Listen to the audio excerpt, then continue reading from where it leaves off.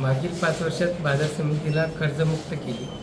अनेक वर्ष बाजार समितीचं कर्ज होते, ते कर्ज पूर्णपणे फेड करून बाजार समिती कर्जमुक्त झालेली आहे.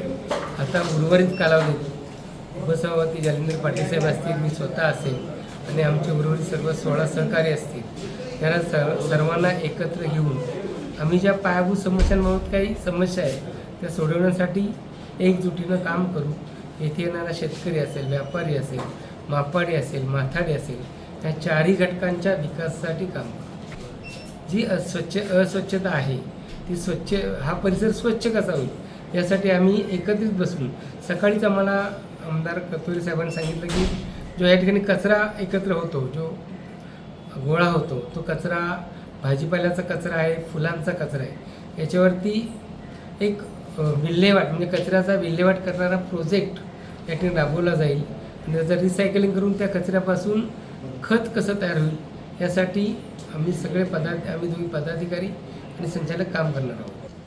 हा महायुतीचा झेंडा फडकला आहे, तो खास करून आमचे नेते माननीय कतोरे साहेब यांनी खूप आम्हाला सर्व सदस्यांना निवडून आणण्यासाठी मेहनत घेतली. त्याचबरोबर आमचे प्रदेशाध्यक्ष रवींद्र चव्हाण साहेब, प्रमोद हिंदूरावजी असतील, लांडगे साहेब असतील, यांनी आम्हाला आशीर्वाद दिला. त्यांच्या आशीर्वादाने आणि आम्ही ही निवडून लढून जिंकून आलो.